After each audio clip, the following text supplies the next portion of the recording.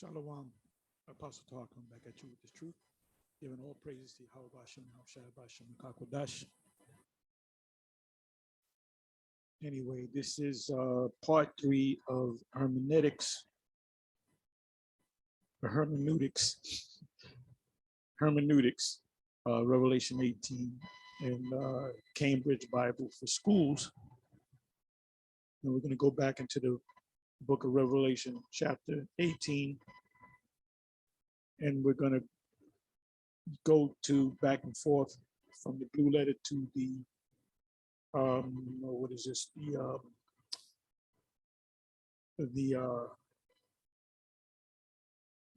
Revelation 18 commentary under the Bible Hub, and we're focusing on Cambridge Bible for Schools and Colleges. But before I go into that, this is like a message for the ISUPK. You know, they said in recent videos that, you know, some of they call us, all of us are fake Israelites. If you're not part of the ISUPK, then you're a fake Israelite group, every last one of y'all. And they say these fake Israelite groups have Africans among their, in their congregation, in the camps and so forth. Just for the record, GMS has a bunch of Nigerians, so-called Hamites in the camp, who were either born in Africa or, their parents are born in Africa and they moved over here. So they have a connection with, mainly West Africa. So there's a lot of so-called Africans, as you call them, in the camp. But if you did a DNA test, not even a DNA test, just go back to your roots, go back to your family tree. And every last one of you that are so-called Black in the ISUPK or any Israelite group, most likely, you're going to go back to, and I'm talking about the former slaves, ex-slaves, Israelites here in America. The slaves that were taken from Africa and brought over here to America to serve slavery came from the west coast of Africa. Nigeria comes up.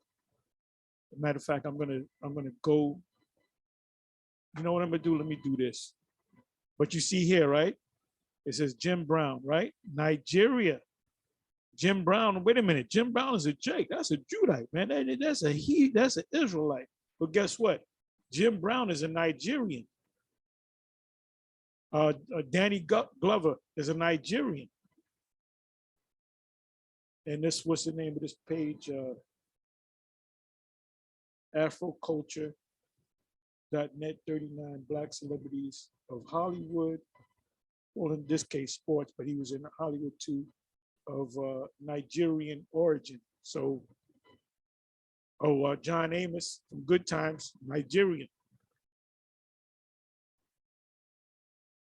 And I'm talking about the ones that can trace their line back to Africa. So where did I say I was going to go?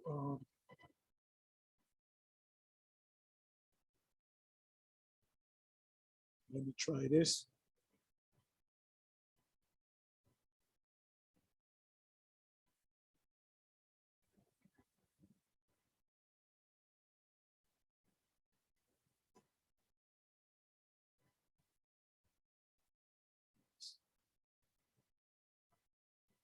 What part of Africa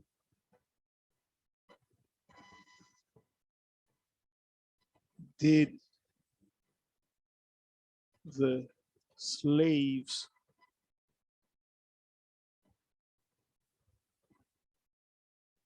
come from?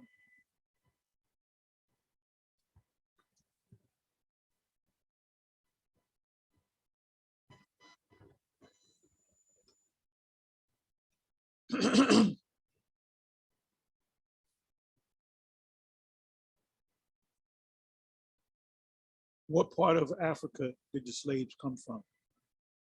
The majority of all people enslaved in the New World came from West Central Africa before 1519. So that kills that nonsense about 400 years from, what is it, 1619 to, what is that, 2019. And they'll go to Acts 7, and then they'll go to Genesis 15, and they'll say the 400 years is referring to America, not referring to America, it's referring to Egypt. So it says the majority of people who the majority of all people enslaved in the New World, which is the Americas, came from West Central Africa before 1519. Because a lot of so-called Dominicans, a lot of them their line goes back to Africa, the darker ones. All Africans carried into the Atlantic, disembarked at old world ports, mainly Europe and the offshore Atlantic islands.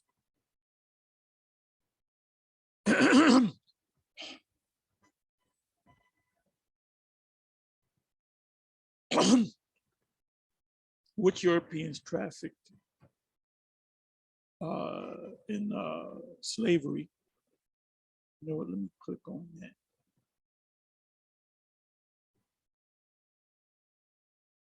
You know what?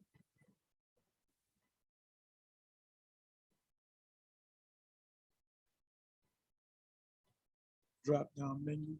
Where did the most African slaves come from? The vast majority of those who were enslaved and transported in the transatlantic slave trade were people from Central and West Africa that had been sold by other West Africans. Now, you know, there was Israelites selling Israelites to Western Europe, to Western European slave traders, Edomites, while others had been captured directly by the slave traders in coastal raids. Europeans gathered in, I'm not going to read the rest of this.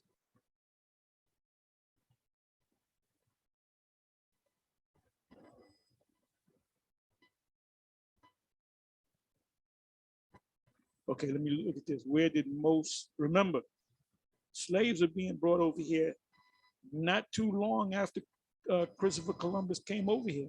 It said 15, let me go back to that, I'm sorry. 1519, we're talking about what? 1492, we're talking like 30 years. 1492, 1502, that's 10 years. 1512, that's 20 years. That's 25 years.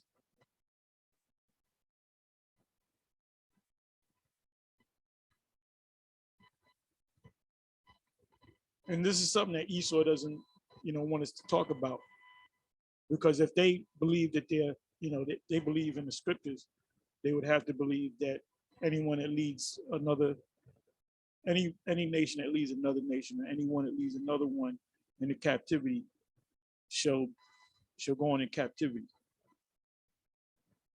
If he be found in his hand, what is that? Exodus 20:16, he shall surely be put to death, or that selleth him. That's no wonder why these Edomite Christians say the law is done away with, because the law condemns you. You couldn't be a Mo anymore. You want to pull the scriptures out when it's convenient, man. Nobody's listening to you. Vocab Malone, you're wasting your time. You're not going to wake up any Israelites to come follow you unless unless that individual's super weak. And you can have that nigga any damn way.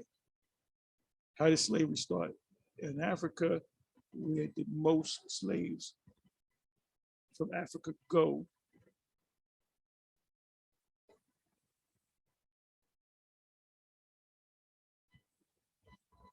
Okay, it says Africans carried to North America, including the Caribbean, left mainly from West Africa. So you got the Benjaminites of the various islands. You got the so-called Dominicans.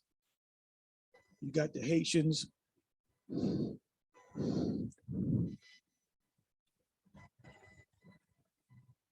Because well over 90% of enslaved Africans were imported into the Caribbean and South America.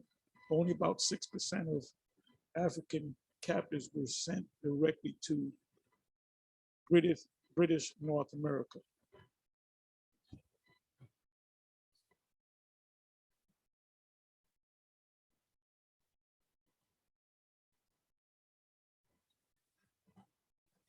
Who sold slaves to the Royal African Company? It was led by the Duke of York, who was the brother of Charles II and later took the throne as James II.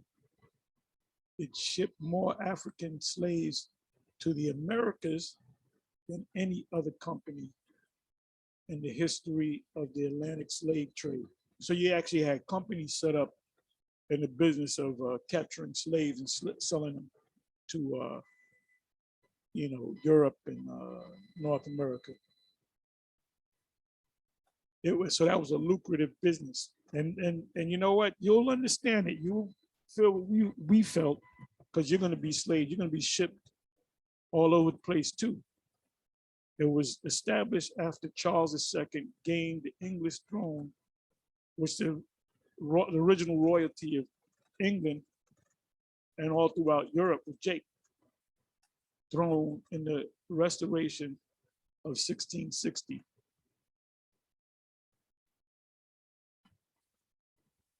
You may forget, but we won't forget, okay?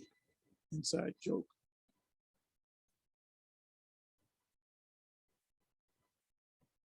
Let me try this. Who were the first slaves in history? The first example we have of Africans, which are Israelites, being taken against their will, put on broad European ships, Edomite ships, would take the story back, ooh, wow, to 1441. It says Augusto, when the Portuguese Edomites captured 12 Africans in Cabo Branco, modern day Mauritania in North Africa, and brought them to Portugal as enslaved people. He that leaves in the captivity shall go into captivity. He that killeth with the sword must be killed with the sword. There's the patience and the faith of the saints.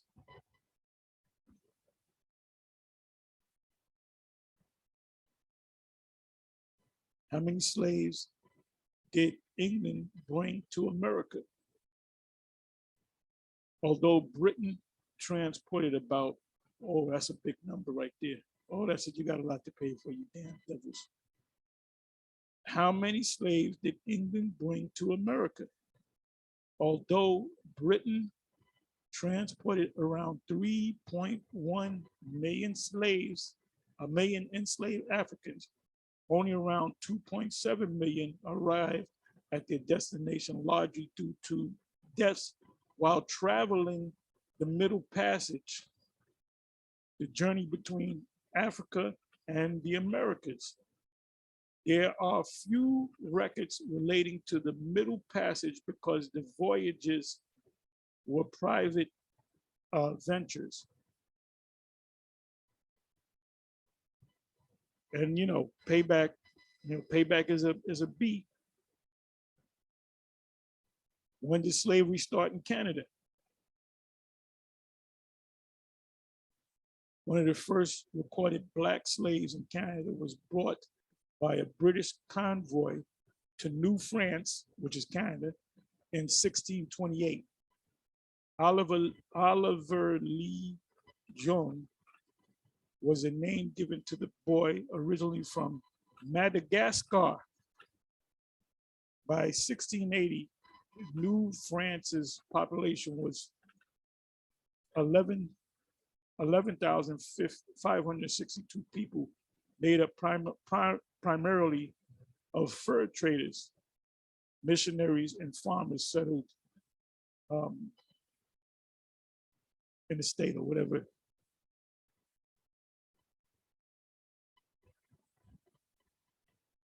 Well, let me look at this. Is there still slavery today? There are an estimated 21 million to 45 million people trapped in some form of slavery today. It's sometimes called modern day slavery and sometimes human trafficking. At all times, it is slavery at its core. Now, the US is busy giving billions of dollars to Ukraine to fight against the Russians. But what about these other people? They pick and choose who they're going to help. But this is why this place is going to be destroyed by fire. Let me try this one. In late August 1619, 20 to 30 enslaved Africans landed at Point Comfort, and it wasn't a comfort for us. Today's Fort Monroe in Hampton, Virginia, aboard the English privateer ship White Lion.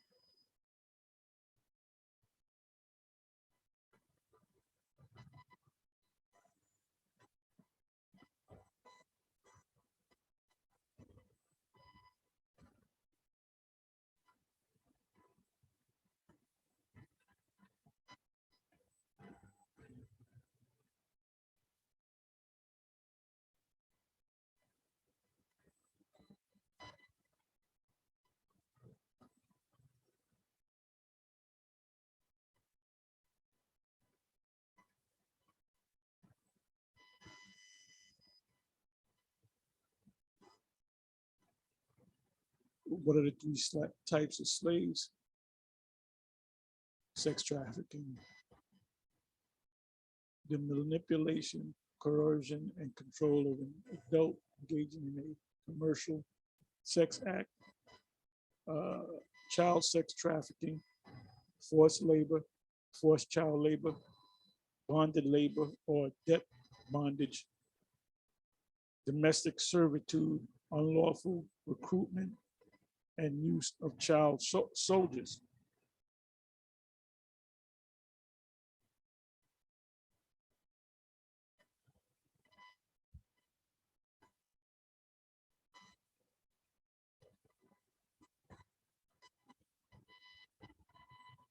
What states still have slavery? 2021. Oh my goodness. Slave states. What states still, to this day, have slavery? 2021.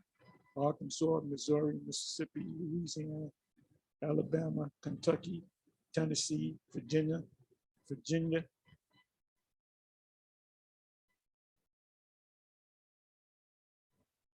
Wow, this truth is coming out, man.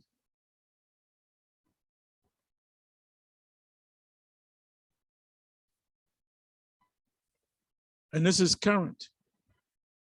Right here is the red means slaves, blue means free. So all these states right here have some form of slavery to this day.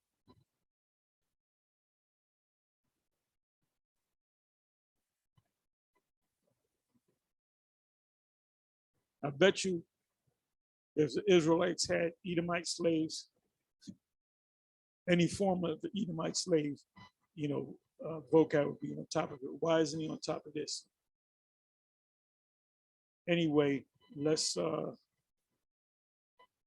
then this devil was gonna do a song called Slavery in the USA, mocking slavery. Man, that's nothing to mock about. That man is a straight up pure devil.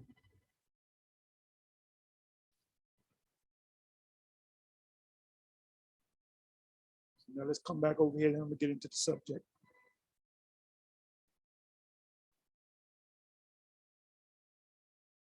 Okay, I start. Let me go to the top.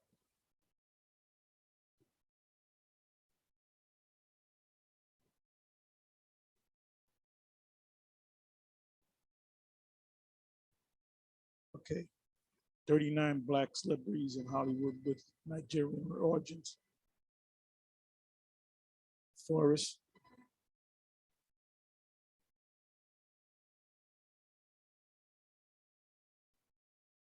um, Danny Glover,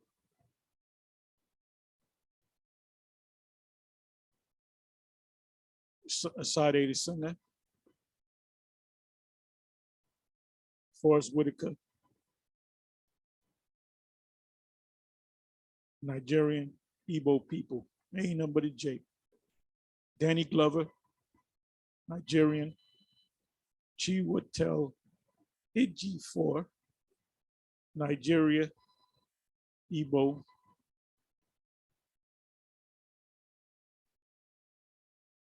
Taio Cruz,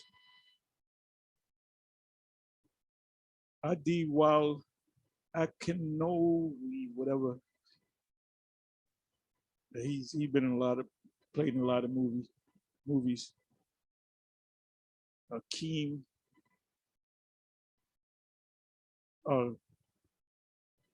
Chameleonaire or Chameleonaire. He did that cut, driving while was it driving dirty, driving dirty. Wally, Nigeria, the rapper. Tyler the Creator, Nigerian. Ashley Madikui, Nigerian.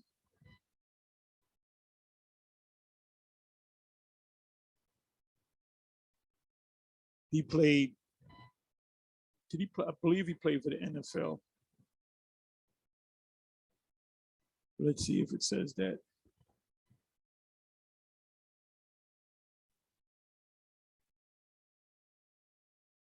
If I'm not well,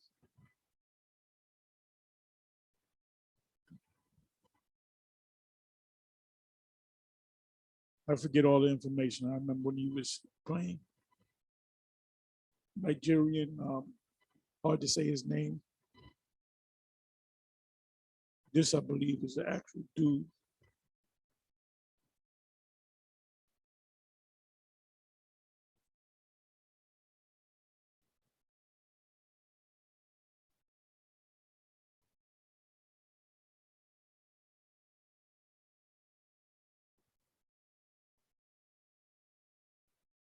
Okay, this sister, Caroline Chikizi.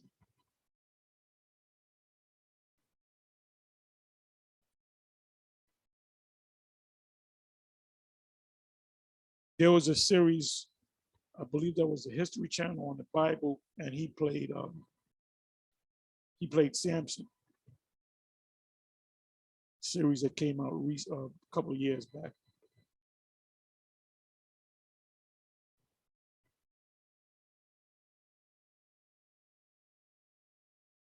This is John Boyega, and he's Nigerian.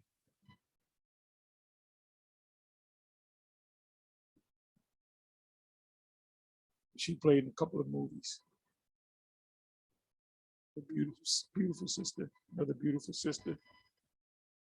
Talk Olegondoi, whatever.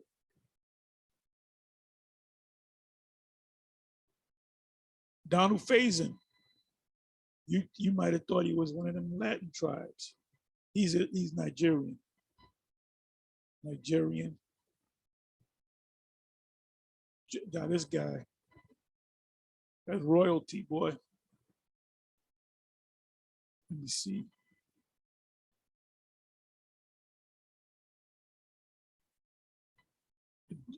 G.D. Theodore Mobison, known professionally as Jadina, is a Nigerian American singer signed at Wando Land Records.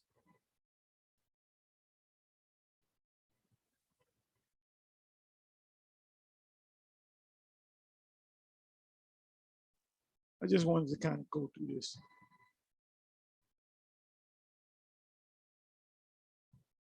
Oh, the famous T.D. Jakes is a Nigerian.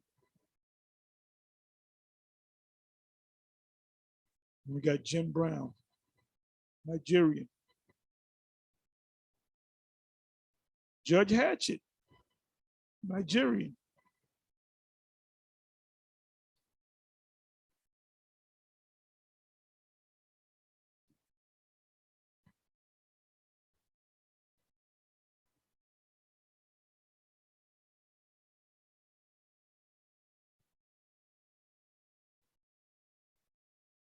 Omarosa, Nigerian, Yoruba. This brother. Hill Harper, Nigeria, and Ghanese. Sybil Wilkes, Nigeria. Dick Gregory, you just thought he was a black man from down south.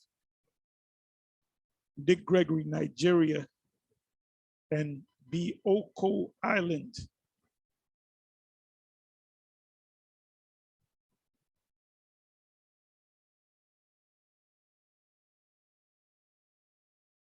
That's it. So that's what I wanted to go into. Let me go to back to Revelation.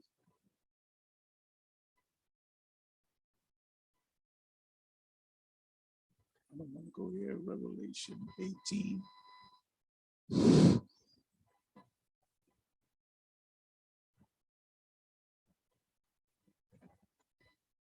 We left off at 9. I believe we left off at 11.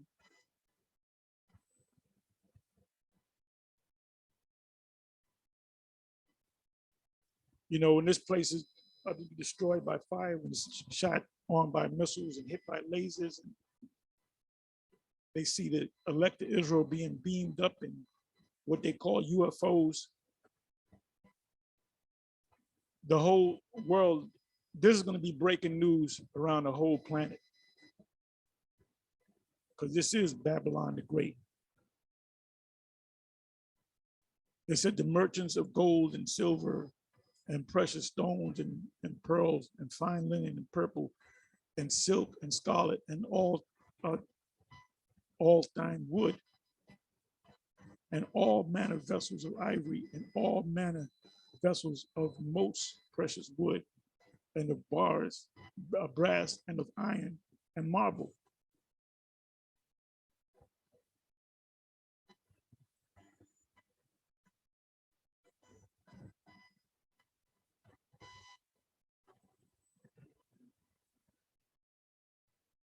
So when you look up dine wood, you got furniture that you could buy at your local furniture store, but then you got fine furniture that, you know, a couch or sofa, as Esau would say, might cost $4,000 or $5,000 because they use the top wood.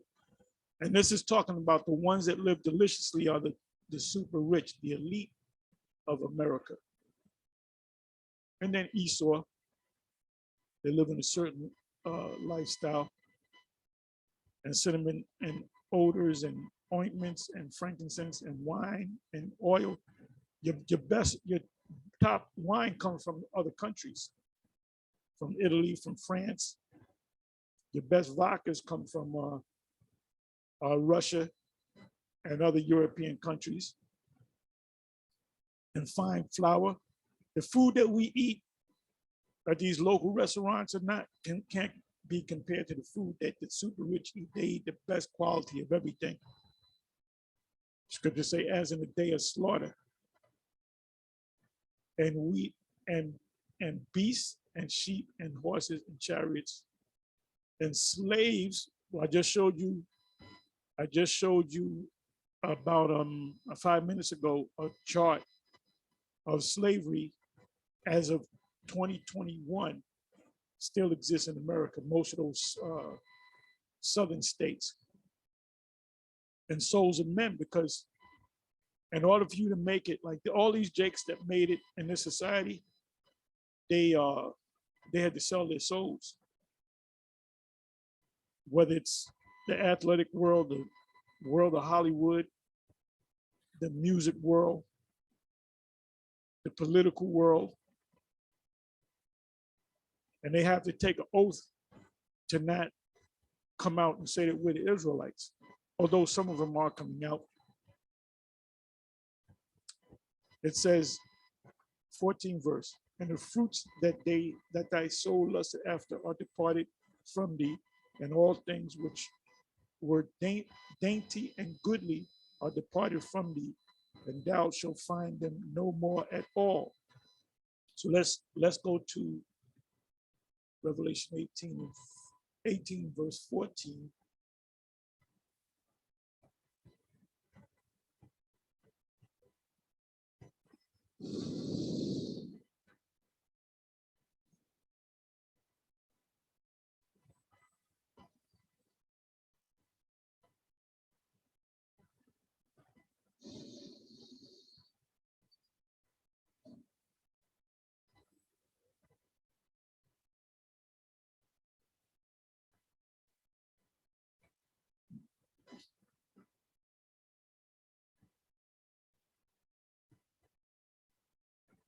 Bear with me for a minute.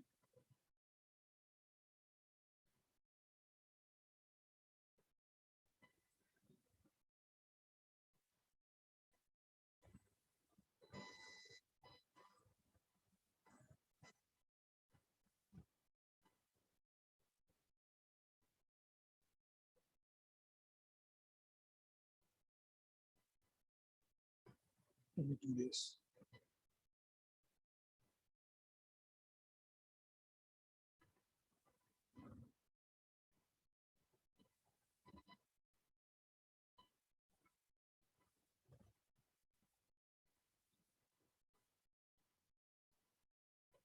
I want to look up this word dainty.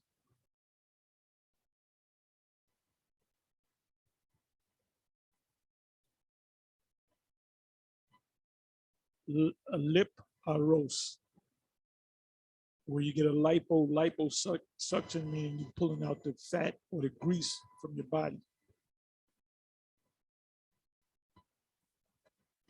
So what does that mean? It says things which pertain to a sumptuous and delicate style of living.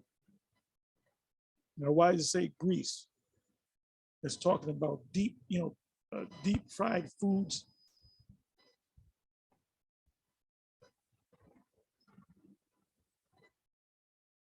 Which is not good for you. Things which pertain to a sumptuous and delicate style of living. And it keeps saying grease or fat.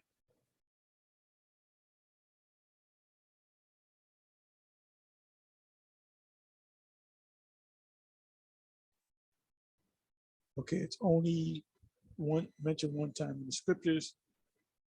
Now, let me look up this word sumptuous.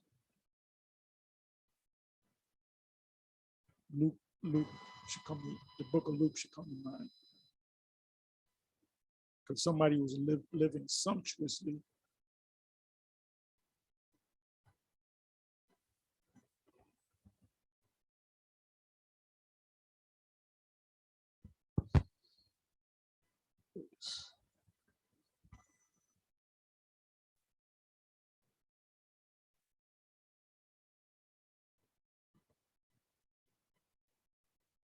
Okay, Luke 16, verse 19.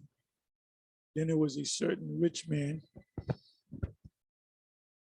which was clothed in purple and fine linen and fared sumptuously every day.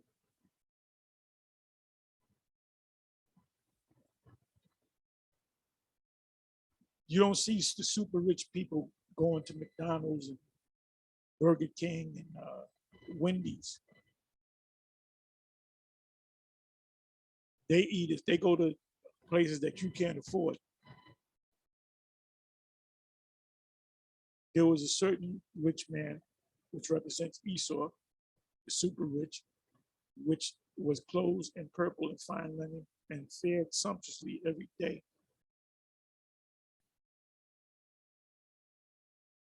Lazarus represents us in our current condition, and the rich man represents starting with the elite of Esau.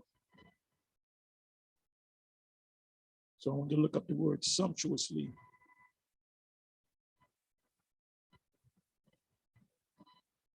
Lampros, let's hear that. G 2988. Lampros.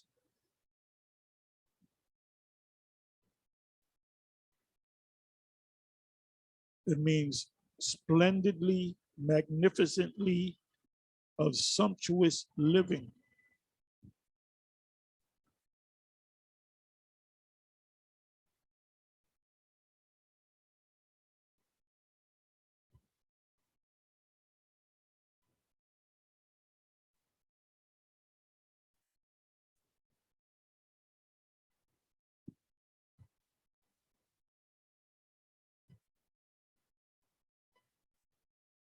Okay, let me see if this will pop up now.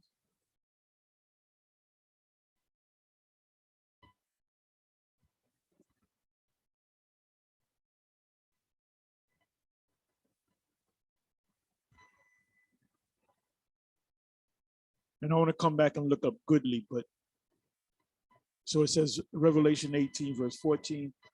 So what the reason why this place is going to be destroyed is mainly because of the super rich, and that this is the place where we were, the scriptures say we were tossed like a ball into a large country, and in the book of Isaiah,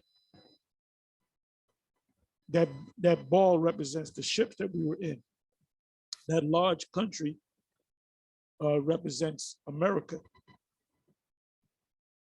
Even though we were, taken against our will to different parts of Europe and so forth, but the main place is America, which is Babylon the Great. The truth came out of Babylon the Great. It says, Revelation 18, verse 14, and the fruits that thy soul lusted after are departed from thee, that good living, and all things which were dainty and goodly are departed from thee, and thou shalt find them no more at all, because this place is going to become a desert. Let's go to Cambridge Bible for Schools.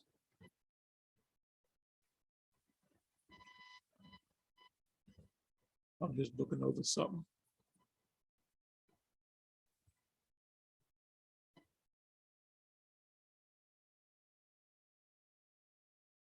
Fruits lusted after, the fruit harvest of the desire of thy soul.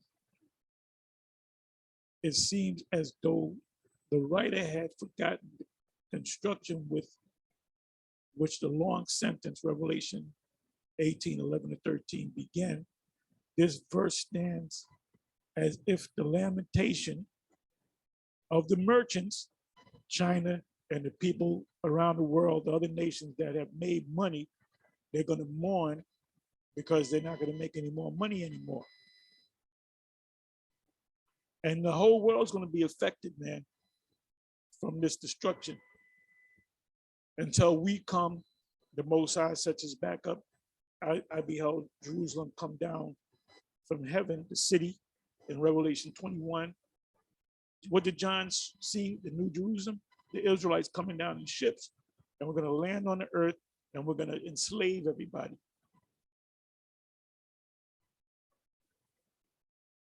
And we're going to come in the form of supermen. Remember General Zod in the movie The Man of Steel, he used a device called the what the hell was it? The World Engine, and he changed the atmosphere. He attempted to change the atmosphere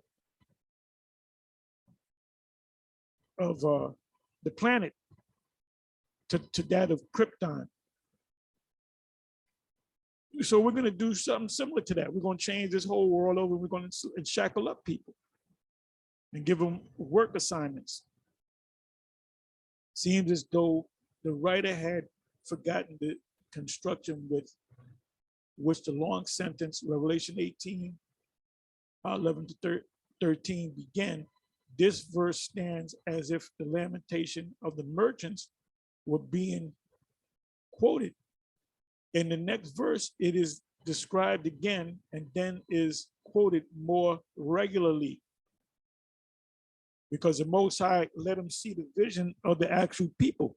He saw the Moabites, he saw the different nations that created the people that make France, that make wines and certain things, and Italy, certain things come out of Italy, certain things come out of Russia. Vodka comes out of the best vodka comes out of Russia.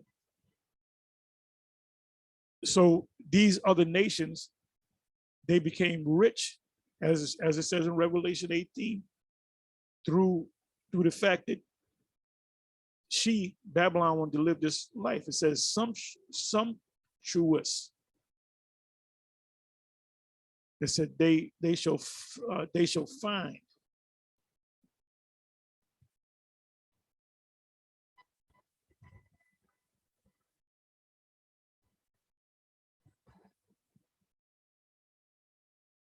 I'm just looking at some of the other. You know what I'm doing? Let me try this.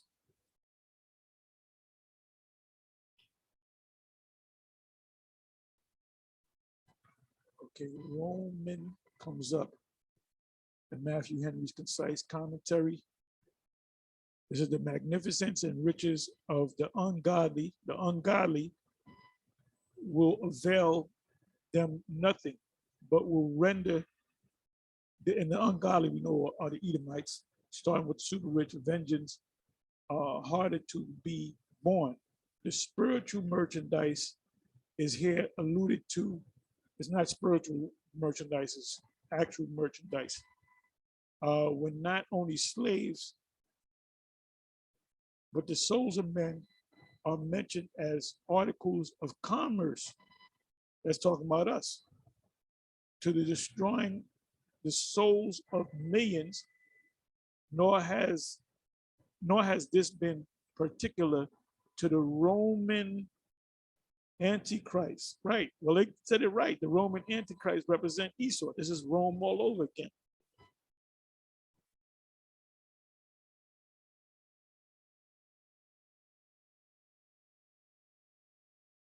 So let's look up the word goodly.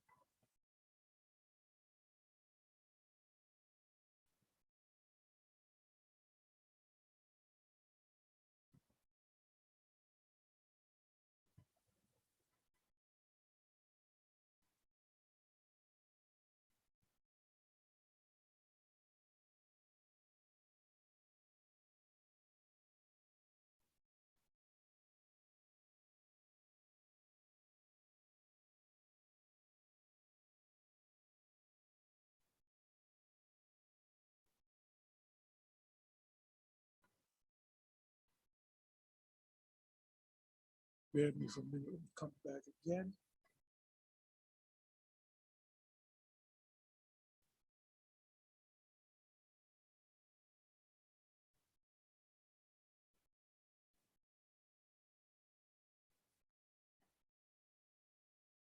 Revelation 18, verse 14. And the fruits that thy soul lusted after are departed from thee, and all things which are dainty and goodly.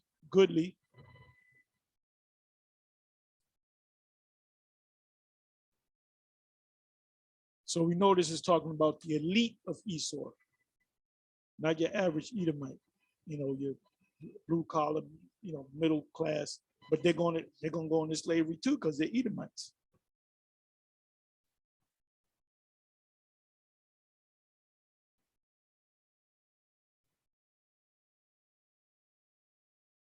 Okay, dainty and goodly. Let's see what goodly means.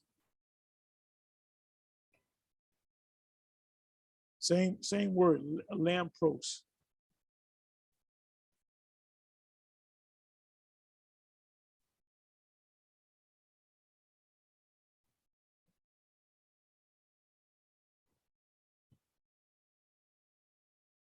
No, the word is a little different. Lampros.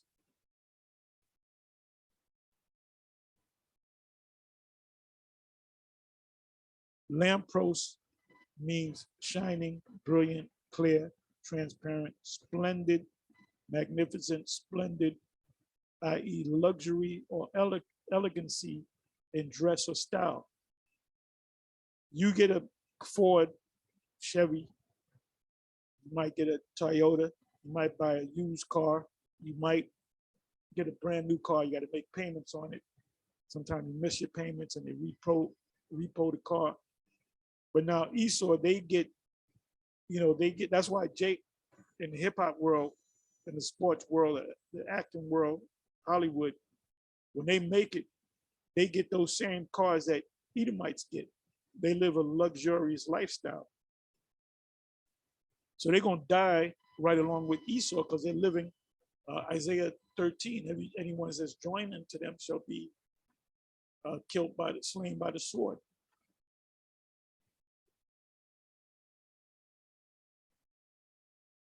We almost finished.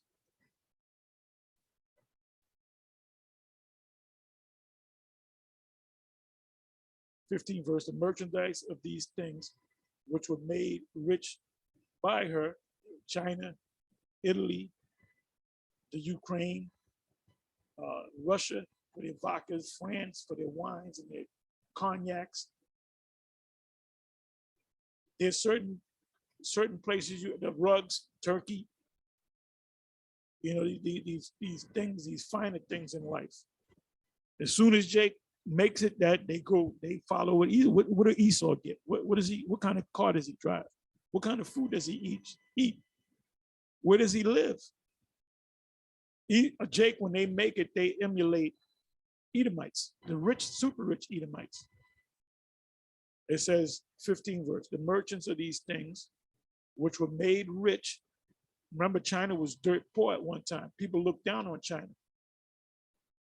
Now you have more billionaires in China than any place on the planet. And if you watch these financial shows, you always have guests that are Chinese. A lot of Chinese will be on there and they speak perfect English. Why? Because the ones that became rich send their sons and their daughters to the best universities around the world. Yale, Harvard, Princeton, Columbia University in Harlem, Cambridge, what's the other one? Cambridge and Oxford. And so they speak perfect English and they live the lifestyle of an elite Edomite would live in America. It says 15 verse, the merchants of these things which were made rich by her shall stand afar off for the fear of her torment. The torment is talking about what? The fire. It has nothing to do with burning in hell forever.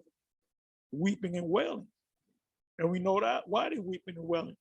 They're going to weep and wail because they remember America and it was a great place, blah, blah, blah. But the main reason is they ain't going to make no more money. And then we're going to roll up on them and we're going to enslave them too. And saying, alas, alas, that great city. They ain't talking about Vatican City. Vatican City is only 2 miles square. You know, if you wanted to run around the Vatican City, you run it, but in order to encompass Vatican City, that's 8 miles. That's nothing. That ain't Babylon, right? And saying, alas, alas, that great city that was clothed in fine linen and purple and scarlet. And they're describing the whore that sitteth on many waters, the whore that sitteth upon the beast, which is the EU and NATO, and decked with gold and precious stones and pearls. Now, what's interesting about the gold is you had I was watching a documentary on it earlier, dealing with the Bretton Woods conference, which was held in America. And what they decided on, what nation will be the world reserve currency. It would be in America. And what was backing the currency of America, the US dollar, the Federal Reserve note, it was gold. Now in August, I believe it was August 15, Richard Nixon did away with the gold standard. He suspended the gold standard. So they had to have as many dollars as they had gold. So what the U.S. was doing at that time, they were printing money. At that time, they were printing money. Now they print it, and they go to a central computer, Federal Reserve Bank computer, and they put zeros on behind the one.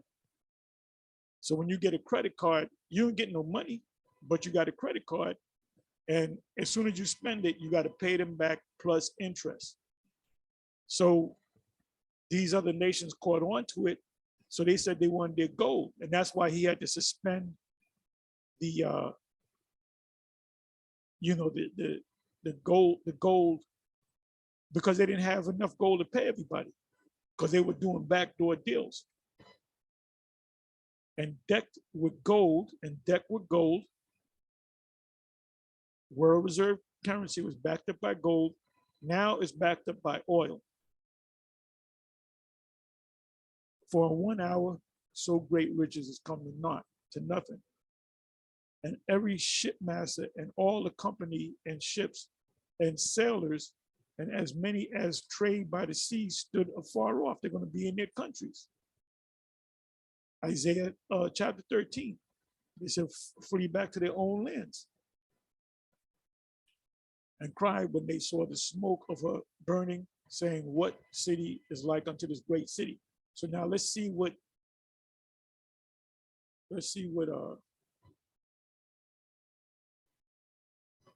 the commentary says.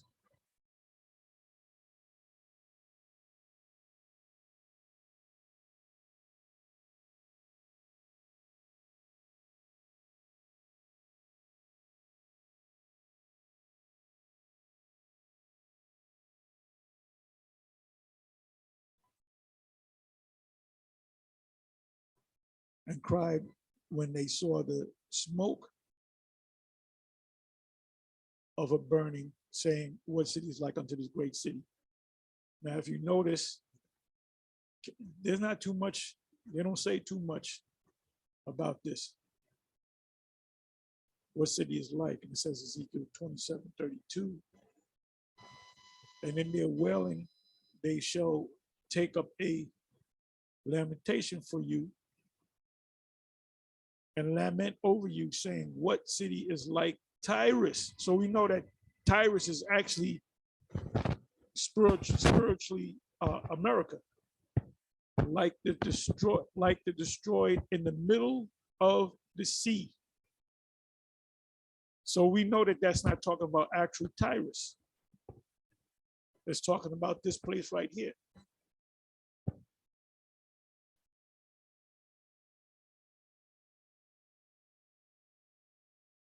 And like I said, they're not going to come out and say, oh, this sounds like America.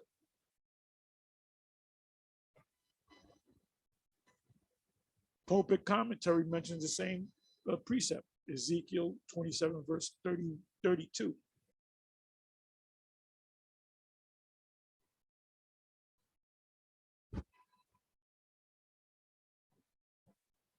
Barnes notes on the Bible, let's see what that says. A cry that is, as they had a deep interest in it. Yeah, monetary interest, commercial interest.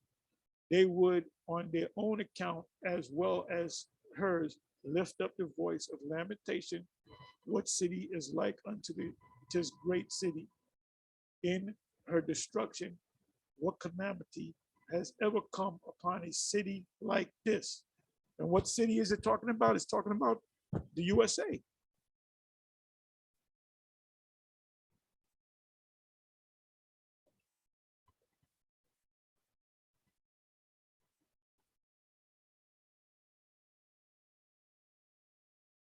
So we almost finished. 19th verse. And they cast dust on their heads. Casting dust on your head is an old custom of mourning. Now you got certain countries out there that still keep that custom, but it just means mourning. And cried, weeping and wailing, saying, "Alas, alas, that great city, wherein were made rich." China should come to mind. You know what I'm gonna do? Let me try this.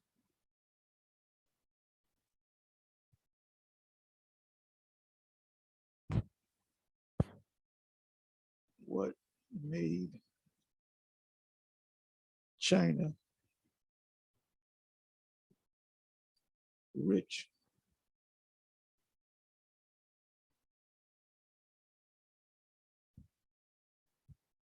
Economists generally attribute much of China's rapid economic growth to two main factors: large-scale capital investments financed by large domestic savings and foreign investments, and rapid productivity growth. What does that mean?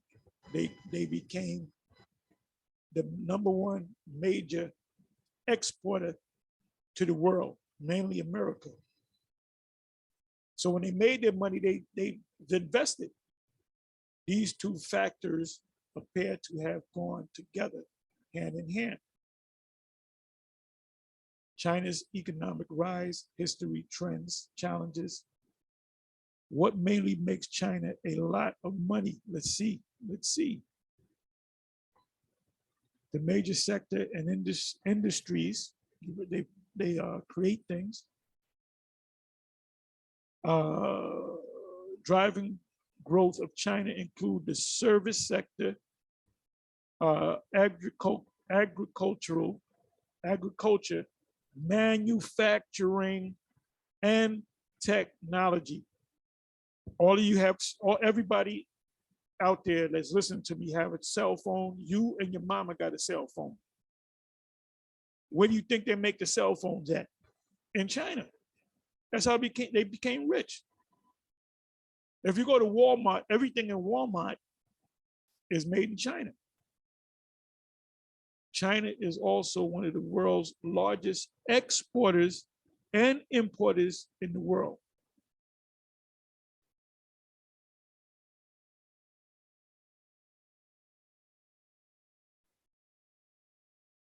That's why they're going to mourn. The money train is going to stop. 19th verse. And they cast dust on their heads and cried, weeping and wailing, saying, "Alas, alas, that great city wherein were made rich all that had ships in the sea by reason of her costliness. For in 1 hour is she made desolate." What's going to destroy it in 1 hour? The missiles, the Lord and the angels. Now, you know what I'm going to do?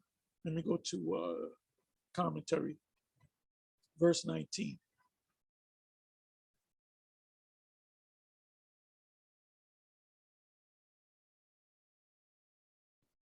There again, Cambridge Bible for schools and colleges, they don't say too much because they don't want to say too much because, you know, when they do this research, America comes to mind. It says, cast dust, had the ships of their ships. What the hell is it? If you notice, they're not saying too much.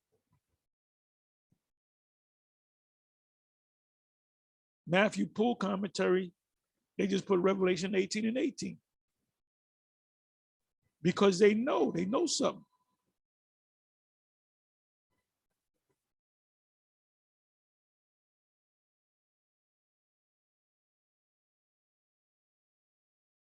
Okay, Gill's exposition of the entire Bible, and cried, weeping and wailing, saying, alas, alas, that great city, as in Revelation 18, verse 10, so was once, though now in flames. And those flames are the missiles hitting this place. So we got to be out of here. The righteous shall scarcely make it. You notice they don't say anything, right? You know, when you do that much deep studying and you do what's called hermeneutics,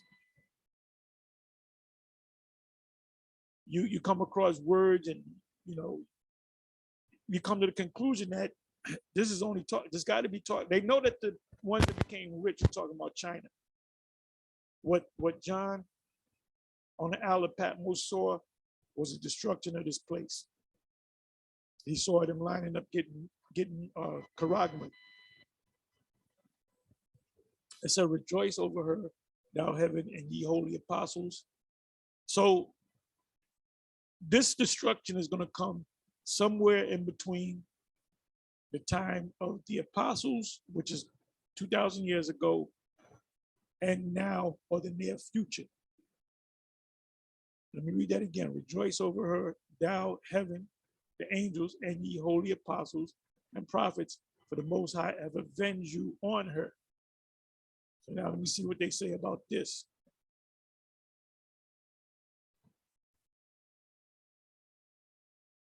It ain't talking about Rome, because Rome wasn't destroyed utterly by fire. There's a story of what is this? Was that Julius Caesar setting the city on fire and blaming it on the Christians, which are the Israelites? Okay, let's see what they say in Cambridge Bible for Schools and Colleges. They're rejoicing over them in heaven, Revelation 18, 20 to 24. Rejoice over her, Revelation 12 and 12.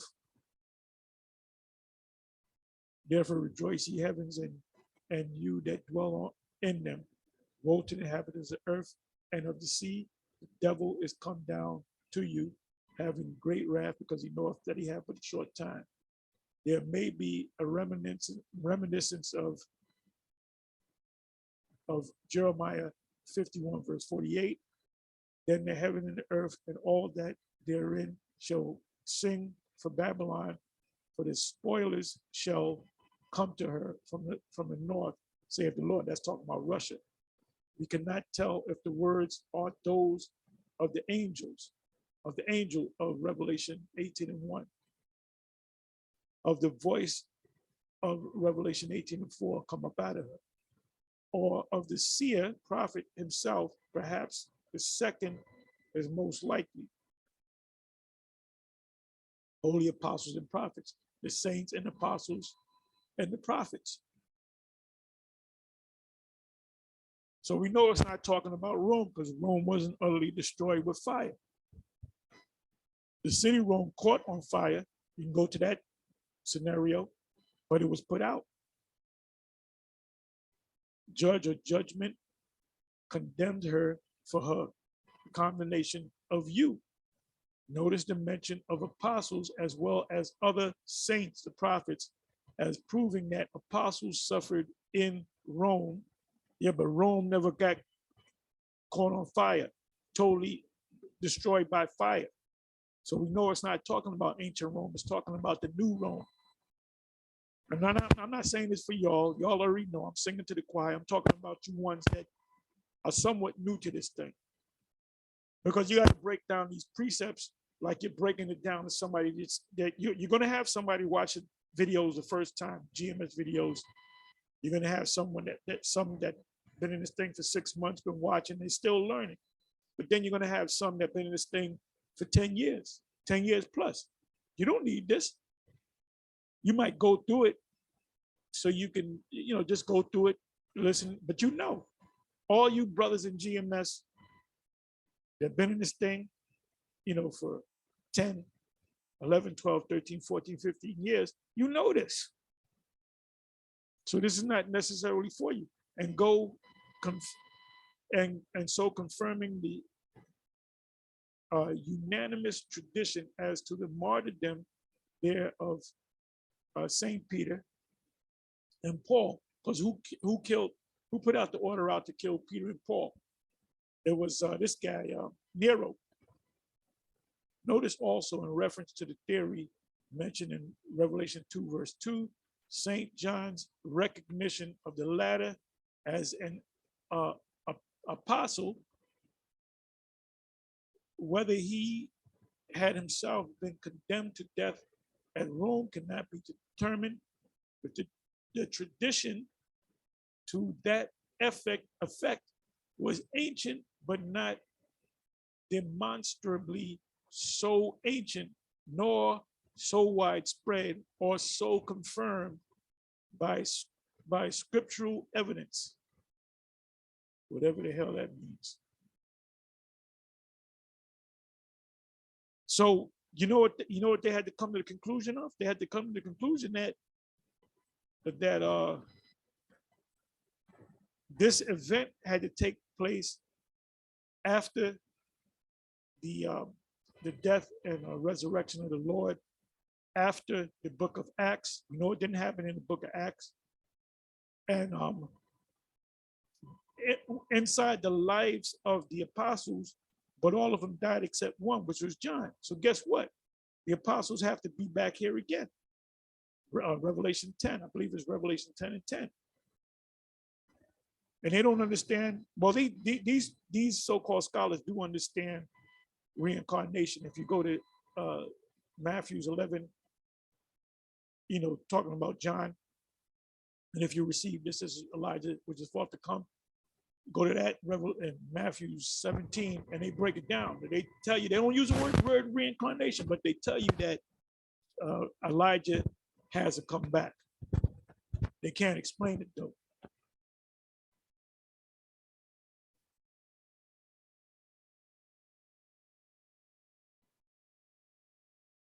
So we know that this event right here is not talking about 2,000 years ago. It's not talking about any time in history.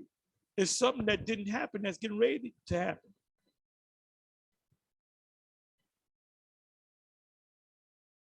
The 21st verse, and a mighty angel took up a stone like a great millstone and cast it into the sea, saying, thus with violence shall that great city, Babylon, be thrown down and shall be found no more at all. Not talking about ancient Rome. It's not talking about Vatican City. It's talking about this place here. 22. And the voice of harpers. You know what? Let me go to the Cambridge. Let me go to 21. I ain't gonna say too much, but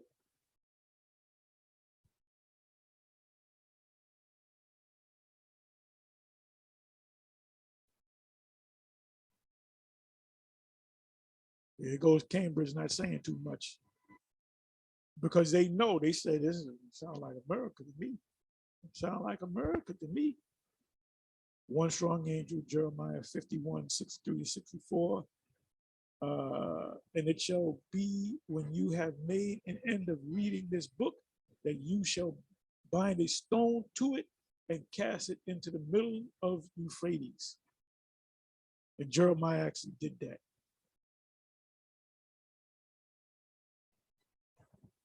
With a mighty fall, but they don't say too much. Because if they were, let me read this Pope commentary. And the mighty angel took up a stone like a great millstone and cast it into the sea, saying,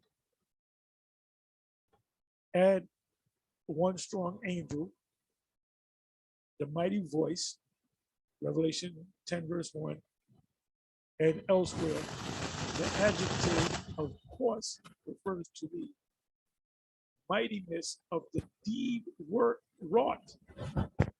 Jeremiah 1 verse 61. Thou shalt find a stone to it and cast it into the midst of Euphrates. And thou shalt say, thus shall Babylon sing. What Babylon is it talking about? This is the new Babylon. And shall not rise. Babylon is still, people are still living in ancient Babylon. That's in Iraq. The sea may be typical of the nations of the earth. Thus with violence shall that great city Babylon, or great city Babylon, be thrown down and shall be found no more at all. Thus with a mighty fall shall Babylon, the great city, be cast down. Ancient Babylon, I keep saying this. Ancient Babylon wasn't destroyed. Walls wasn't knocked down. It was a surgical strike, but at the order of Darius the Mede. Alfred translates with a rush, as particular to this passage. The complete nature of this extinction is, that's a good word, is indicated by the frequency of the words no more at all in verse 21 to 23, Revelation 18, verse 21. The fact that they ain't saying too much about these verses is that they know something. Look at that. Cambridge Bible for Schools and Colleges. They ain't saying too much.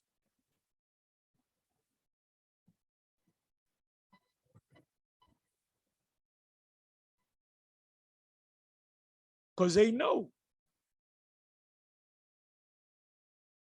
Why you think Stan Johnson says what he says?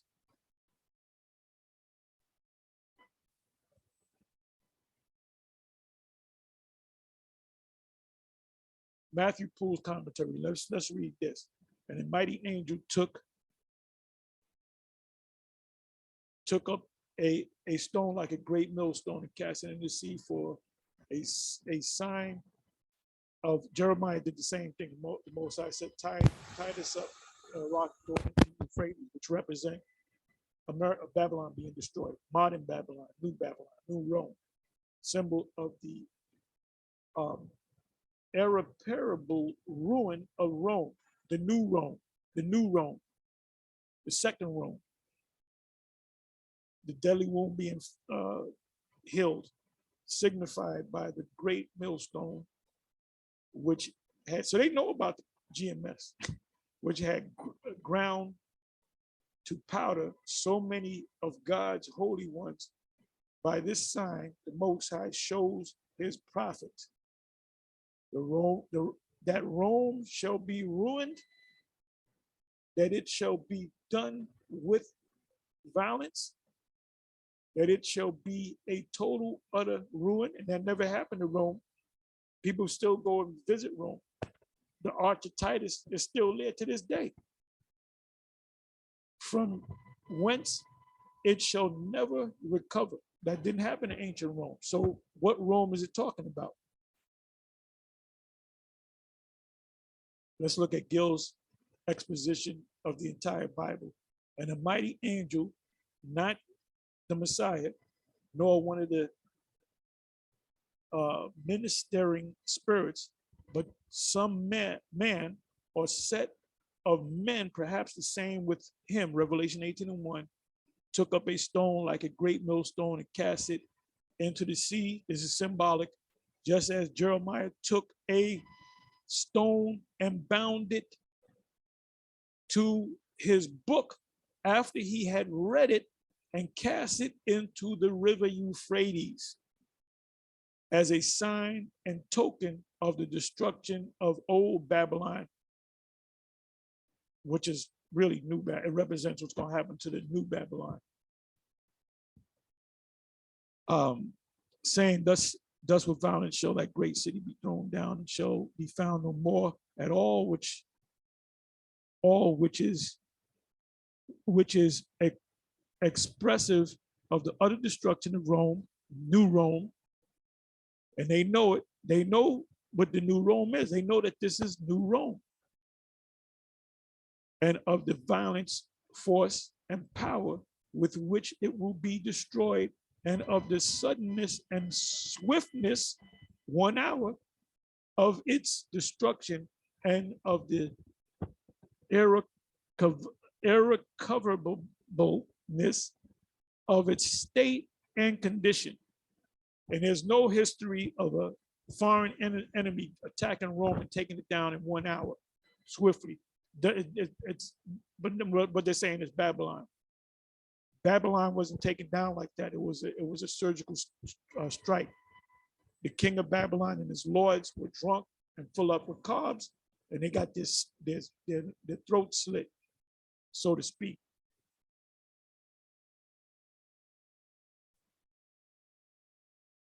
So let's finish this off.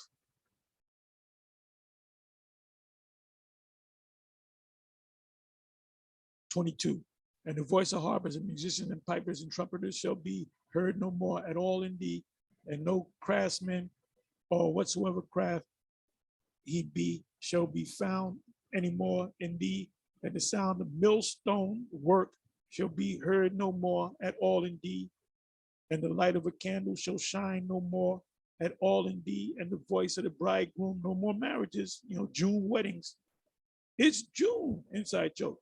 And of the bride shall be heard no more at all in thee, and thy merchants were the great men of the earth, China being number one.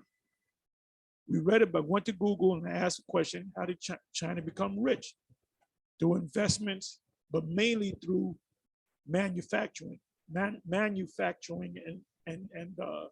exporting things. Go to Walmart. Everything in Walmart is, if not everything, 99% of the things made in Walmart are made, assembled and made in China. Cheap labor. We're the great men of the earth, for by the sorceries were all nations deceived, which is their fornication. Because these, like I said, actors, athletes, singers, politicians among Jake, they have to take they have to vow that they're not going to tell the secret. See, Martin Luther, MLK said, we as a people should get to the promised land. And what did they do? They had to get rid of him because he had a conscience. And when we said we as a people, he was talking about his Israelites. So he knew, obviously he knew they were Israelites. Malcolm X knew that we were the Israelites. High Priest Ariel, High Priest Yaikwab used to run into Malcolm X all the time, and they used to talk.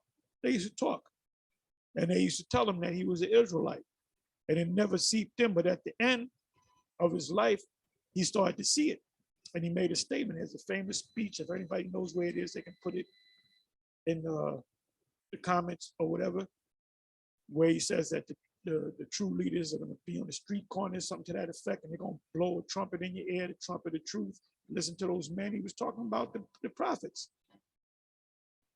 And in her was not found the blood of the prophets and of saints and of all that were slain upon the earth. So anyway, with that, that's the ending of this. And thank the Most High for that. Anyway, with that, it's on to the next one. Shalom.